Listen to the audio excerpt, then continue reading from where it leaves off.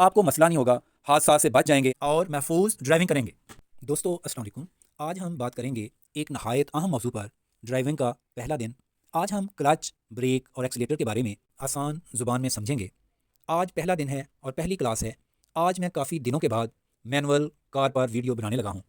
दोस्तों याद रखें, जब आप गाड़ी में बैठते हैं, गाड़ी ड्राइविंग के लिए आप चलाना शुरू करते हैं, तो आपने घबराना नहीं, जल्दी ना करें, एतमाद पहले बनाएं, बाद में रफ्तार आएगी।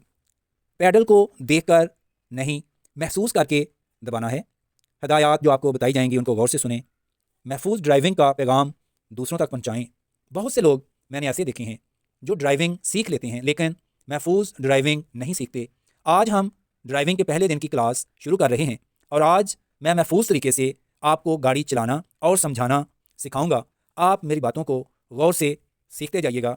याद रखें, जो ड्राइवर पैडल्स को समझ गया वो आधी ड्राइविंग सीख गया, क्योंकि गाड़ी में मेन चीज़ ये 3 पैडल्स होते हैं।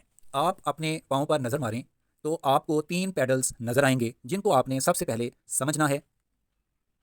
अगर आप गौर करें, ये मैं आपको जो दिखा रहा हूँ, ये पाँव रख कर दिखा रहा हूँ, इसको हम क्लच कहते हैं। इसको आप, ये दरमियान में ब्रेक होती है, ये एक्सीलेटर होता है।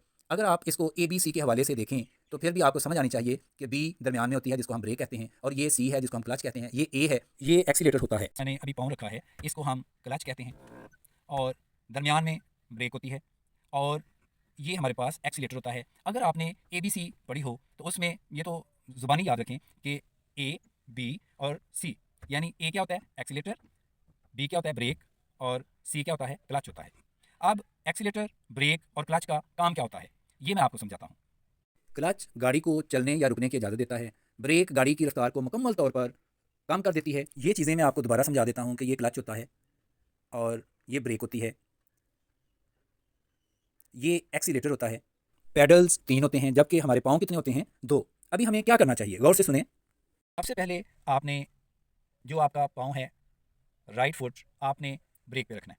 और ये देखें, ब्रेक में जब भी आप रखते हैं, ब्रेक पर जब रखना है, अगर आप इस पोजीशन में रखते हैं तो ये सही पोजीशन नहीं है, क्योंकि ये ज़रा सा आप ऐसे करते हैं तो ये पाँव आपका स्लिप हो जाता है। आपने इस तरह पाँव रखना है कि आपका पाँव कंफर्टेबल हो। पाँव की हील को आप ज़मीन पर रखें और ये जो पाँव का टो है ये आपने पैडल को अच्छी तरह कवर करना है। फिर आप उसी पाँव को आपको ऐसे ऐसे करते हैं, उठाकर इसको आप इस्तेमाल करते हैं, तो ये फिर आपको ढूंढना पड़ता है। पाँव को आपने उठाना नहीं है, पाँव को आपने इसी तरह राइट और ये ब्रेक पे आपने इसको एडजस्ट करना है। ये सबसे सही पोजीशन है। अगर आप इस तरह करते हैं तो फिर क्या है, पाँव स्लिप हो जाता है, पाँव फिसल जाता है और गाड़ी कंट्रोल से बाहर हो जाती है। अब आपका जो लेफ़्ट पाँव है ये आपने उसी तरह इस पे रखना है, और जब आप इसको ऐसे करें तो फुल दबाना चाहिए, प्रेस करना चाहिए। और इसके 3 काम होते हैं। पहला काम ये है कि इससे गियर जो है वो हम इसका, अगर आप गियर देख रहे हो तो ये गियर जो है ये हम इसको लगाते हैं, और ये पाँव आपने इसी तरह ये अच्छी तरह प्रेस करना है, ये प्रेस करना है और ये गियर आपने लगाना होता है। फिर दूसरा काम ये होता है कि जब आपने इसको दबाया तो फिर गियर को निकाला जाता है। फिर इसके बाद आप आगे देखते हैं कि ये ब्रेक है। जब भी ब्रेक लगानी होती है तो फिर भी आपने इस क्लच को अच्छी तरह, ये आपको अच्छी तरह नज़र आ रहा होगा, ऐसे प्रेस करना होता है, और फिर ब्रेक को हल्का सा आपने प्रेस करना होता है। जब भी याद रखें, आप क्लच को दबाएं तो आप अच्छी तरह इसको फुल प्रेस करके इसको अच्छी तरह दबाएं ताकि ये अच्छी तरह दब जाए। और फिर हम ये ब्रेक को हल्का सा इसको प्रेस करते हैं, और ये हमारे पास एक्सीलेटर है, ये भी हल्का सा आपने इसको दबाना होता है। मैं एक दफ़ा फिर रिपीट कर देता हूँ कि लेफ़्ट पाँव आपने क्लच के लिए इस्तेमाल करना है, जबकि राइट पाँव आपने ब्रेक और एक्सीलेटर के लिए इस्तेमाल करना है। ये बात याद रखिएगा।